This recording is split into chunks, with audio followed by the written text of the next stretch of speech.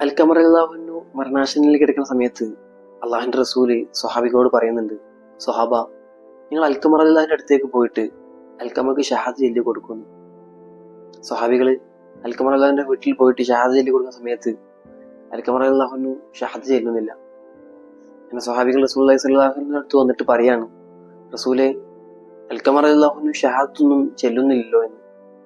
ഇത് കേട്ട സമയത്ത് പ്രവാചകൻ ചോദിക്കുന്നുണ്ട്, അൽഖമർ അള്ളാഹിന്റെ വീട്ടില് അൽഖമർ അള്ളാഹുവിന് ഉമ്മയോ ഉപ്പയോ ജീവിച്ചിരിപ്പുണ്ടോ എന്ന്.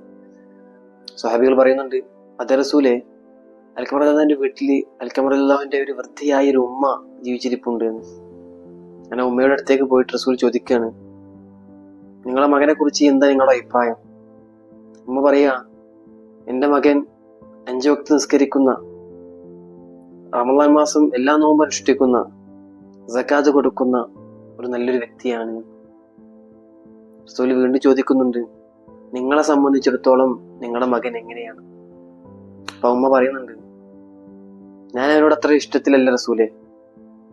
അതെന്തെന്ന് ചോദിക്കുമ്പോ ആ ഉമ്മ പറയാ, അവൻ എന്നേക്കാൾ സ്നേഹം അവൻ അവന്റെ ഭാര്യക്ക് കൊടുത്തു റസൂലെ. എന്നേക്കാൾ ഇഷ്ടം അവൻ എന്റെ ഭാര്യയോടാണ് കാണിക്കുന്നത്. എന്നോട് എപ്പോഴും അവനക്ക് എന്തോ ഒരു ദേഷ്യമാണ്. ഞാൻ പറയുമ്പോ ഒക്കെ എന്നെ അവൻ അവഗണിച്ചു കൊണ്ടിരിക്കുകയാണ് റസൂലെ. ഇത് കേട്ട സമയത്ത് നബി സല്ലല്ലാഹു അലൈഹി വസല്ലം മനസ്സിലായി അൽഖമർ അള്ളാഹുവിന് ഷഹാദ അല്ലാതിന് കാരണം ഇതാണ് എന്ന്. പ്രവാചകൻ ബിലാൽ റളിയല്ലാഹുവിനെ വിളിച്ചിട്ട് പറയുകയാണ്, ബിലാലെ, നിങ്ങൾ കുറച്ച് വിറക് കൊണ്ട് കൂട്ടിവരിക, ശേഷം അൽഖമയെ ശരീരം ആ വിറകിൽ വെച്ച് പച്ചക്ക് കത്തിക്കൂ എന്ന്. ഇത് കേട്ട ഉമ്മ പറയാ, റസൂലെ, അരുത് റസൂലെ, എന്റെ മകന് ഒന്നും ചെയ്യരുത് റസൂലെ, ഞാൻ അവന് പൊരുത്തപ്പെട്ടു കൊടുത്തോളാം റസൂലെ എന്ന്. നമ്മളൊക്കെ മനസ്സിലാക്കേണ്ട ഒരു കാര്യമുണ്ട്, ജീവിതത്തിൽ 5 വക്ത് നിസ്കാരം ജമാഅത്തായി നിസ്കരിച്ചത് കൊണ്ടോ, നോമ്പനുഷ്ഠിച്ചത് കൊണ്ടോ, സകാത്ത് കൊടുത്തത് കൊണ്ടോ നമ്മളെല്ലാം തികഞ്ഞു എന്ന് നമ്മൾ വിചാരിക്കുന്നുണ്ടെങ്കിൽ അത് നമ്മളെ ഏറ്റവും വലിയ തെറ്റാ.